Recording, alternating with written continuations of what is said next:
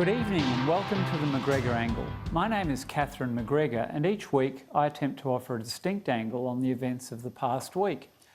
Sadly, this week's been dominated yet again by COVID stories, especially the Melbourne or more broadly Victorian lockdown. While some of the more onerous restrictions in Melbourne have been lifted earlier today, it's too little too late for much of regional Victoria. The so-called ring of steel around Melbourne looks more like a tea strainer of steel after one infected couple managed to wend their way right through regional New South Wales before finally arriving at the Sunshine Coast, leaving a number of regional townships under lockdown in their wake. Theoretically, Melbourneites are not supposed to travel outside a 25-kilometre radius. The effect of that on regional businesses is likely to be devastating. Many regional towns have not had a single infection, but businesses have been boarded up, never to open again. The economic cost, though, is merely the tip of a much larger iceberg.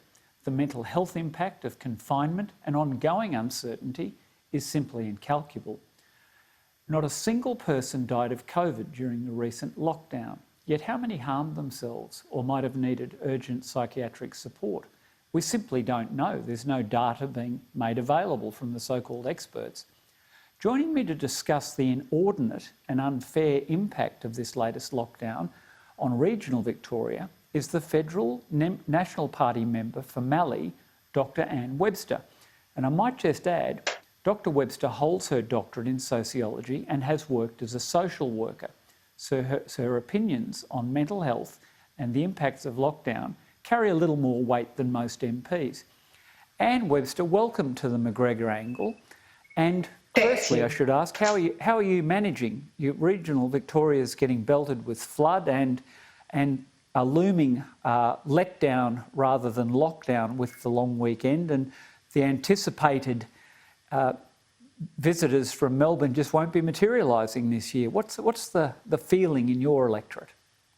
Look, I think that, thank you very much for having me, Catherine, first up.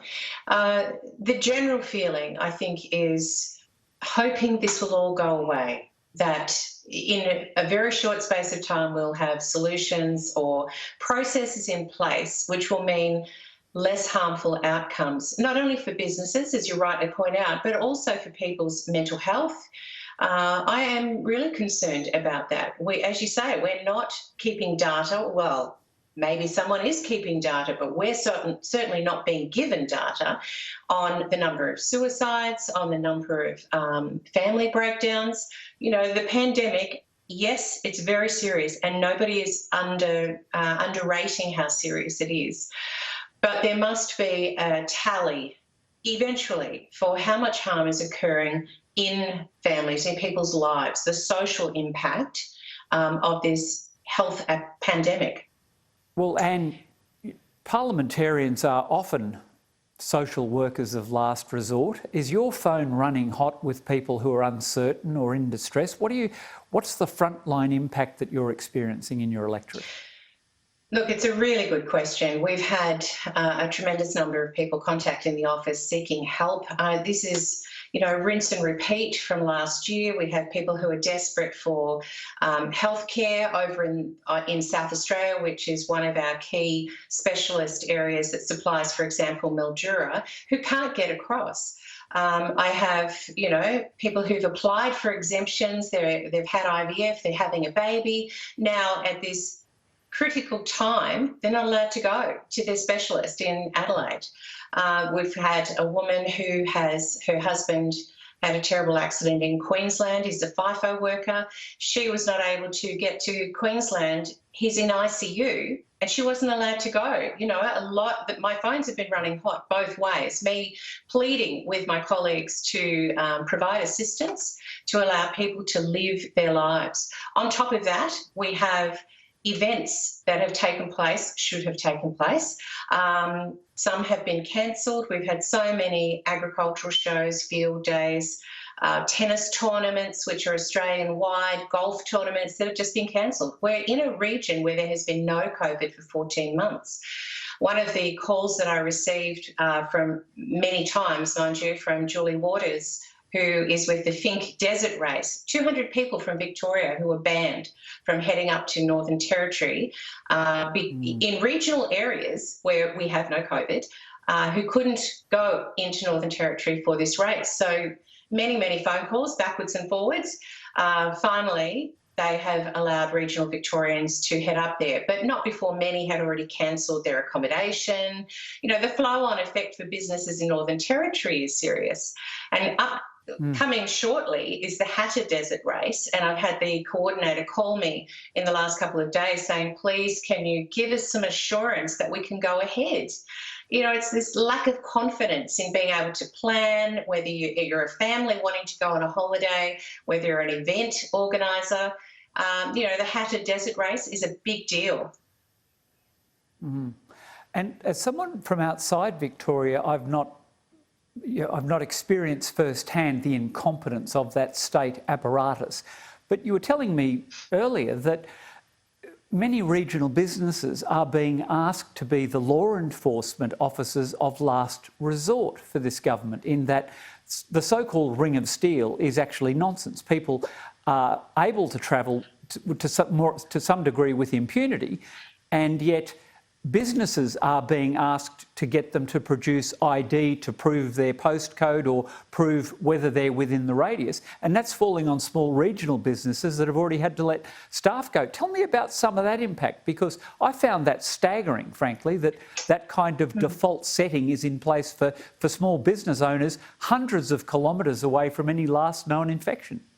No, you're absolutely right. And I wouldn't say that the small business owners are the point of last resort policing. I think they're the first port of call, because the Melbourne police force is not maintaining, and it's the government's call, state government's call, not to put police on highways again.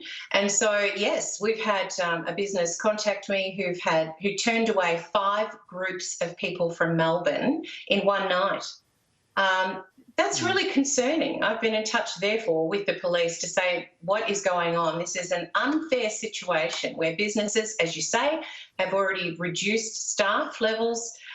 They've got less people in the venue, and so they're bringing in less money. They can't put more staff on to assist with what is not, it should not be their role.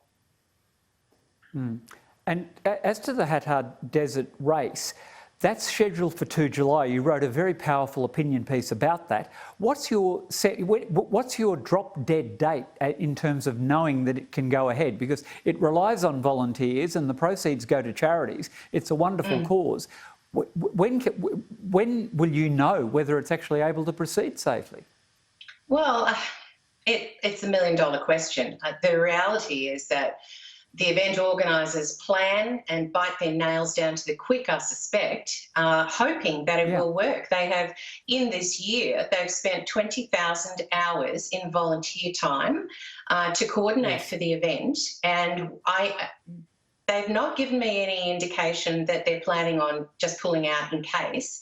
They just need some assurance that it's going to be valuable and it's going to take place. They do raise, as you said, $30,000 for clubs, for football clubs, netball clubs, not-for-profit groups. You know, it's an amazing event and it's supported around Australia. So to have this event also at risk, which is really where people are living right now, is at risk.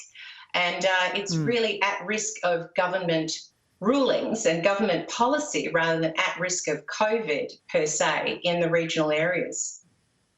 And that, correct me if I'm wrong, that's going to be proposed to be held 550 kilometres away from Melbourne, is that correct?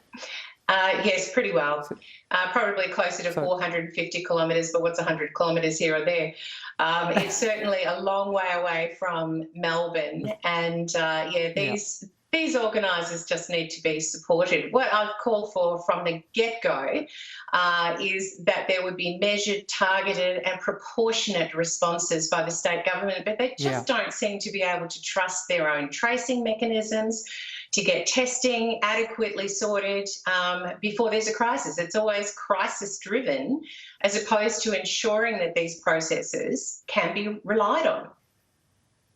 And as recently as this week, we've seen controversy yet again over poor disposal of polluted equipment in hotel quarantine, and this QR code issue is a real issue in Victoria, I gather.